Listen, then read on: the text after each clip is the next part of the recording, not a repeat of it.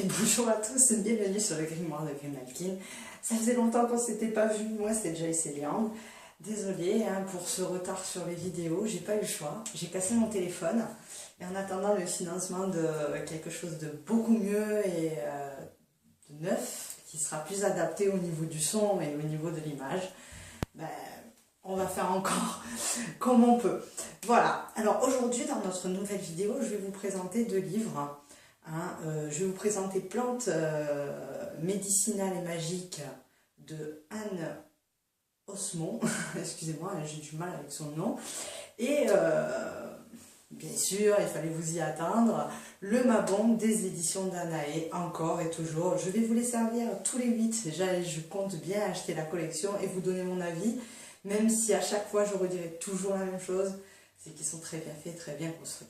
A tout de suite pour ce petit haul de livres.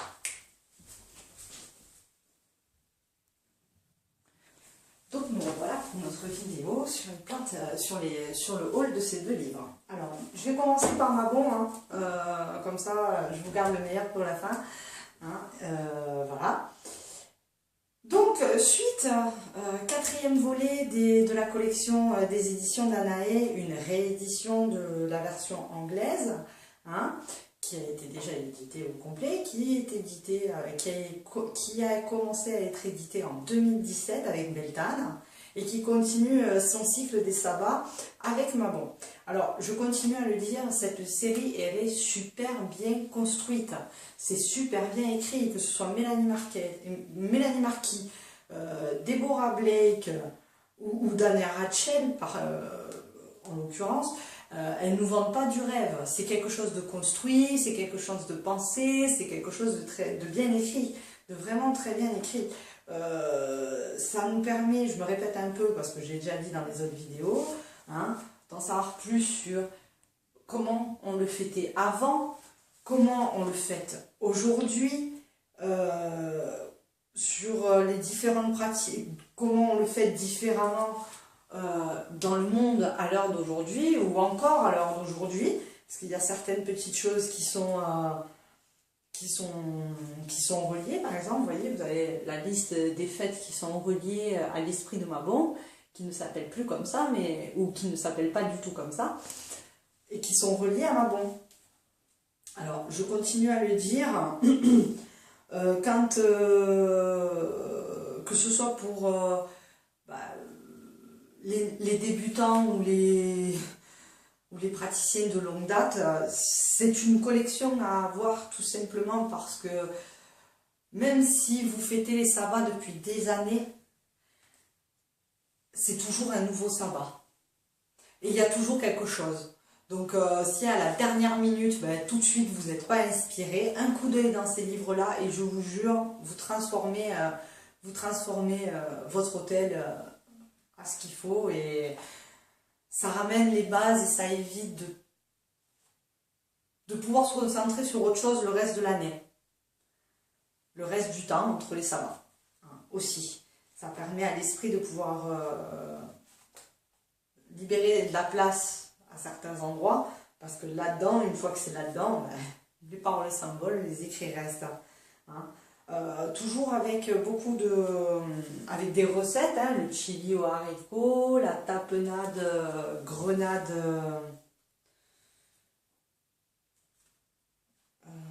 gâteau à la betterave, beurre de pomme, voilà, tapenade figues et grenade, c'est ça qu'on avait essayé nous, et c'est vachement bon. Comment faire son épouvantail, des petites choses comme ça.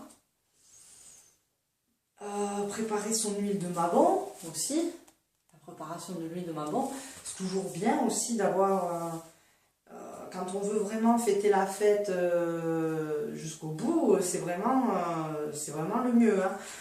Toujours des petites incantations pour les différents dieux qui sont souvent invoqués pendant ce sabbat-là. On parle d'Hadès, on parle de Bacchus, on parle d'Apollon, on parle de Perséphone, de Déméter, d'Ishtar, la déesse et le dieu en général, l'invocation de la nuit de l'âme, la nuit obscure de l'âme. Voilà. Il y a plein de petits rituels, il y a plein de petites invocations, et puis il y a toujours le rituel de la célébration du début jusqu'à la fin.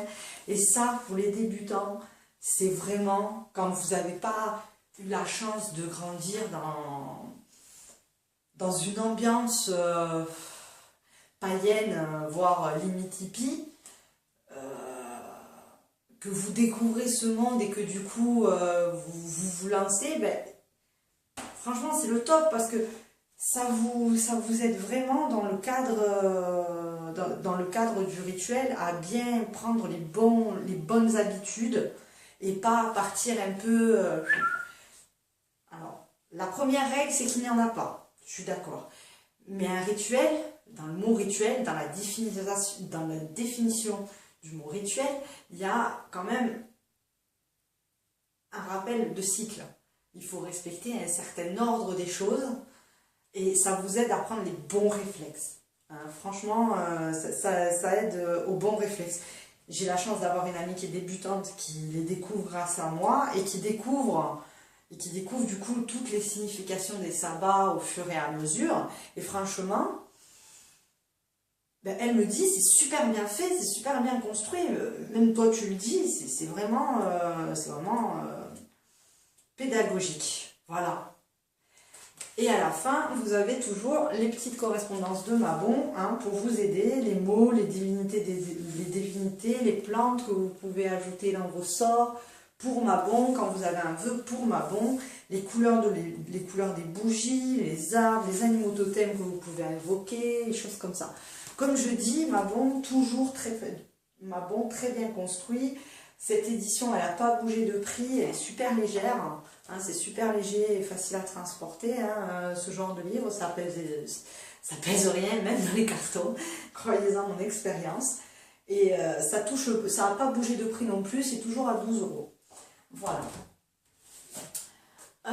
Tout de suite, le deuxième livre, Plantes médicinales et magiques. Alors, Anne Osmond, dans ce livre, nous transporte au temps du Moyen-Âge et où la médecine et l'astrologie, l'astronomie et la médecine étaient étroitement liées en fait. Que certains docteurs ne pouvaient poser de diagnostic qu'à certaines périodes de la Lune, on ne pouvait voir certaines maladies qu'à une certaine exposition de Mars ou... enfin bref, je ne suis pas astrologue, ça se saurait. C'est pas des trucs... je me suis jamais tournée vers les planètes en correspondance. Hein, perso, c'est pas comme ça qu'on m'a appris.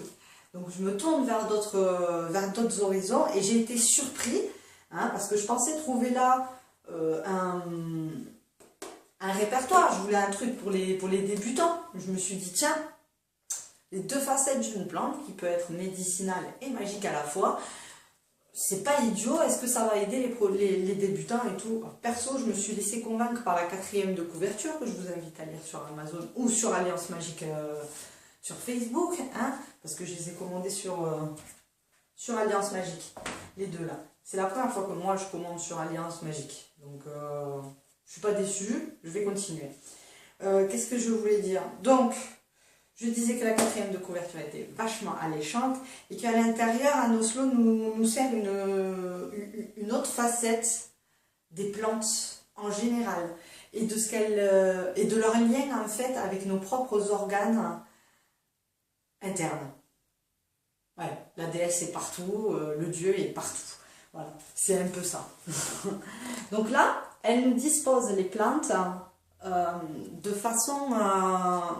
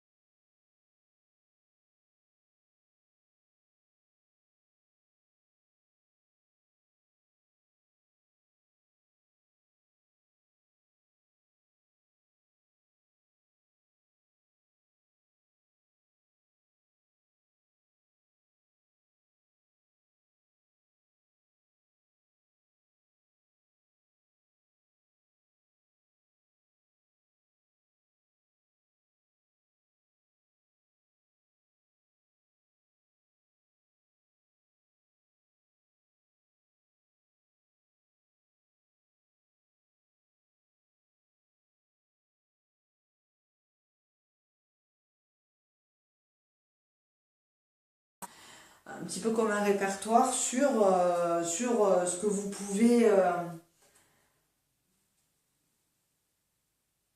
ouais, ce que vous pouvez utiliser dans le plus de circonstances possibles. Donc ça vous donne les noms latins à la base, et puis ça vous donne les noms communs que l'on connaît aussi, ou les noms sur lesquels ils étaient appelés à l'époque.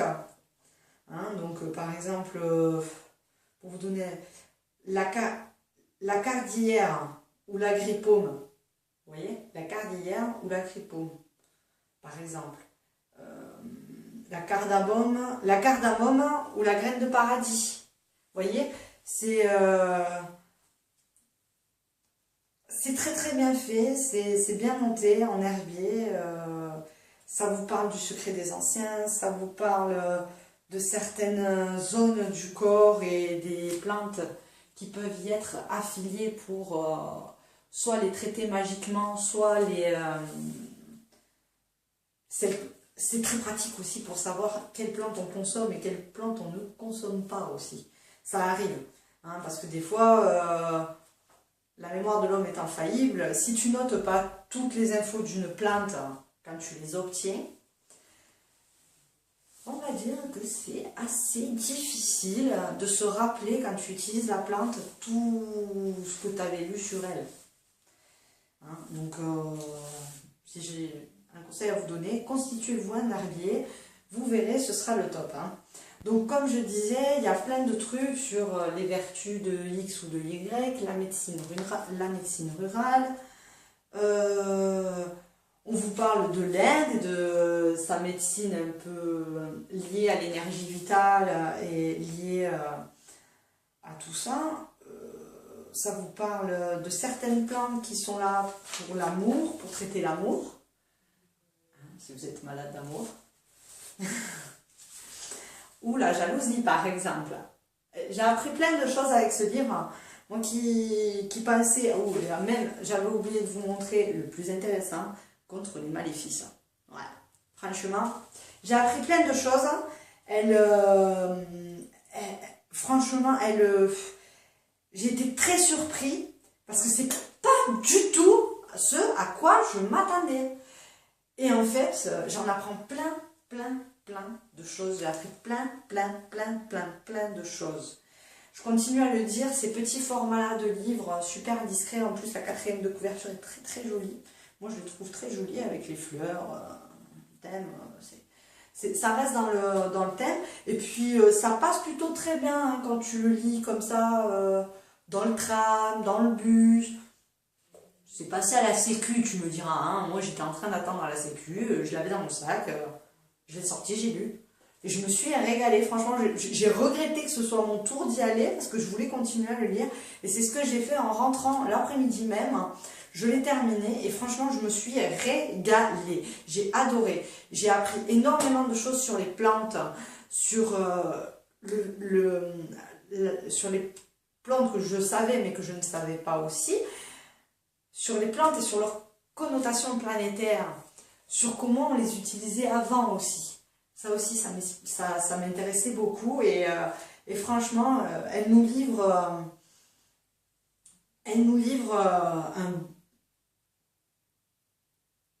je dirais pas une encyclopédie, parce que c'est pas une encyclopédie, c'est pas un répertoire, c'est pas un lexique, mais en tout cas, je sais pas ce que c'est, mais en tout cas, dans ce bouquin, elle s'est gavée, et moi, elle a éclairé pas mal de choses que j'étais dans le doute. Donc voilà. Il n'est pas très cher non plus. Je l'ai payé 16 € ce livre. Hein. Moi j'aime bien ce format léger.